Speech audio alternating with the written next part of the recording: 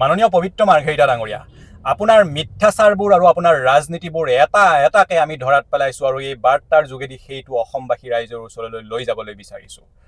তাৰ আগতে জুবিনদাৰ মৃত্যুত আপোনাৰ যোৱা 8-9 দিন ধৰি ভূমিকা কি সেই বিষয়ে ক'বলৈ ওলাইছোঁ। মাৰ্ঘেৰিটা ডাঙৰীয়া, জুবিনদাই জীৱনকালত কৈছিলে, জীৱিত অৱস্থাত কৈছিলে যে জুবিনদাক আপুনি মেনেজ কৰিছিলে, আপুনি জুবিনদাৰ মেনেজাৰ আছিলে।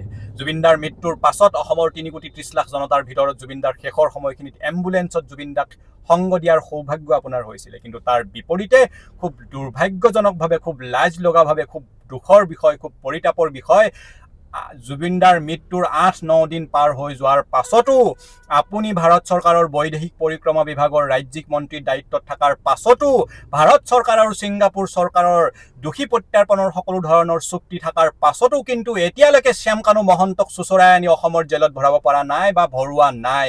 গতিকে ৰাজনীতি কোনে কৰি আছে অসমৰ ৰাইজে নুবুজাকে থকা নাই।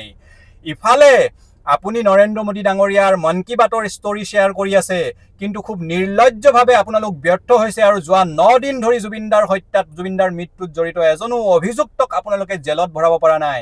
তাৰ বিপৰীতে যিসকলে ন্যায় বিচাৰি প্ৰতিবাদ কৰিছে তেওঁলোকক কুবাই কুবাই আপোনালোকে জেলত ভৰাইছে।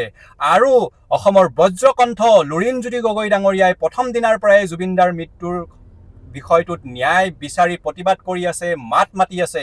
গতিকে আপোনালোকৰ এই কথাটো সহ্য হোৱা নাই। আপোনালোকৰ মিথ্যাচাৰবোৰ, আপোনালোকৰ ৰাজনীতিবোৰ আৰু আপোনালোকৰ এই দোষীক ঢিলাই দিয়া কথা বতৰাবোৰ যেতিয়া লুৰিণজ্যোতি গগৈ ডাঙৰীয়াই উদঙাই দিছে, আপোনালোকৰ সহ্য হোৱা নাই আৰু ৰাজনীতি কৰা বুলি ক'বলৈ আহিছে। এতিয়া আমি কওঁ ৰাজনীতি কোনে কৰিছে। আপুনি দেখুৱাইছে দুখন ফটো, এখন ফটোত আপুনি এখন ৰিচিপ্ট দেখাইছে, তাৰে কেছকেটে ৰিচিপ্ট দিছে, কিন্তু এখন বিল দেখুৱাইছে। কিন্তু আমি বিচাৰিছোঁ অসম চৰকাৰে যে জুবিনদাৰ মৃত্যুৰ শেষৰ সময়খিনিত সেই 7,000 নে 7,500 টকা পে'মেণ্ট কৰিছে, সেই পে'মেণ্ট ৰিচিপ্টখন ক'ত? সেই পে'মেণ্ট কৰাৰ ৰচিদখন ক'ত? সেইখনহে আপুনি দিব লাগিছিলে, ক'ব লাগিছিলে যে অসম চৰকাৰে পে' কৰিছে চাওক। আপুনি সেই বিলখন কিয় দেখুৱাইছে? তাৰপিছত আপুনি ৰবিকটা চিফ ছেক্ৰেটাৰীয়ে তাৰ হাই কমিশ্যনলৈ লিখা এখন পত্ৰ দিছে, যিখন পত্ৰত লিখা আছে চাৰ্টাৰ প্লেনৰ দ্বাৰা জুবিনদাক অনা হ'ব, চাৰ্টাৰ ফ্লাইটৰ দ্বাৰা। ক'ত সেই চাৰ্টাৰ ফ্লাইটখন?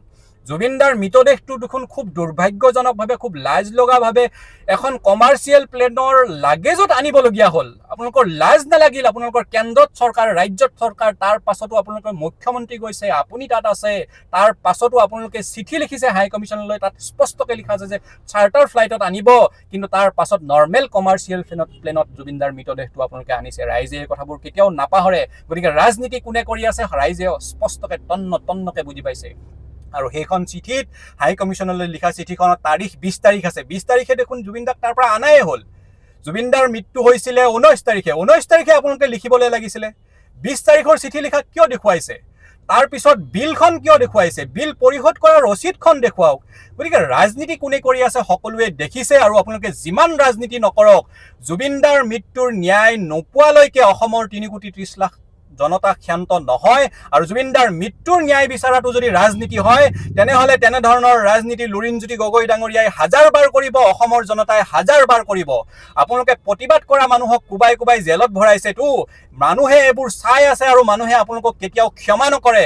যদি অলপ মানুহ মানৱতা বোধ আছে, যদি অলপ মানুহ লাজ আছে, আপোনালোকে 24 ঘণ্টাৰ ভিতৰত আপুনি ক্ষমতাত আছে, বৈদেশিক পৰিক্ৰমা বিভাগৰ ৰাজ্যিক মন্ত্ৰীৰ দায়িত্বত আছে, আপুনি শ্যামকানু মহন্তক ধৰি আনি জেলত ভৰাই দেখুৱাওক, আপুনি সিদ্ধাৰ্থ শৰ্মাক ধৰি আনি জেলত ভৰাই দেখুৱাওক। এইবোৰ কথা আপোনালোকে উল্টা পুল্টা কথা ক'বলৈ নাহিব। ৰাজনীতি আপোনালোকে কৰি আছে, অসমৰ ৰাইজক বুৰ্বক আপোনালোকে বনাবলৈ চেষ্টা কৰি আছে। আৰু যিসকলে ন্যায় বিচাৰি প্ৰতিবাদ কৰি আছে তেওঁলোকক আপুনি ৰাজনীতি কৰা বুলি ক'ব আহে। গতিকে এই কথা বতৰাবোৰ আপোনালোকে কোৱা বন্ধ কৰক। অসমৰ ৰাইজে সকলো চাই আছে, অসমৰ ৰাইজে বুজিছে যে আজি 8 দিন পাৰ হৈ গ'ল, 9 দিন পাৰ হৈ গ'ল জুবিনদাৰ হত্যাত, জুবিনদাৰ মৃত্যুত অভিযুক্তসকলক এজনকো আপোনালোকে জেলত ভৰাব পৰা নাই। বৰং তেওঁলোকক সুবিধা কৰি দিয়া বুলিহে ৰাইজে কৈ আছে যে তেওঁলোকে সুবিধা পাইছে স্পষ্টীকৰণ দিবলৈ, মুকলি আকাশৰ তলত ঘূৰি ফুৰিবলৈ। এইবোৰ কিন্তু ৰাইজে ক্ষমা নকৰে। আৰু ৰাজনীতি কোনে কৰি আছে ৰাইজে ভালদৰে বুজি উঠিছে পবিত্ৰ মাৰ্ঘেৰিটা ডাঙৰীয়া। গতিকে ৰাইজকো আহ্বান জনাইছোঁ এই কথা বতৰাবোৰ অলপ ভাবি চাবলৈ। আৰু জুবিনদাৰ মৃত্যুৰ ন্যায় যেতিয়ালৈকে আমি নাপাওঁ, আমি কোনো ক্ষান্ত নহওঁ, আমি প্ৰতিবাদ কৰি যাম। আৰু জুবিনদাৰ মৃত্যুৰ ন্যায়, জুবিনদাৰ মৃত্যুৰ বিষয়টোত ন্যায় আমাক লাগিব। জুবিনদাই ন্যায় পাব লাগিব। আৰু জুবিনদাৰ মৃত্যুৰ কাৰণে যিসকলে দায়ী সেইসকলে শাস্তি পাবই লাগিব। এওঁলোকে যিমান চেষ্টা নকৰক দোষীক বচাবলৈ, এওঁলোকে যিমান চেষ্টা নকৰক ঘটনাটো ঢিলাই দিবলৈ, পাতল কৰিবলৈ, অসমৰ ৰাইজে কিন্তু এইবাৰ এই বিষয়টো ঢিলাই নিদিয়ে, পাতলাই নিদিয়ে। ধন্যবাদ। জয় অসম।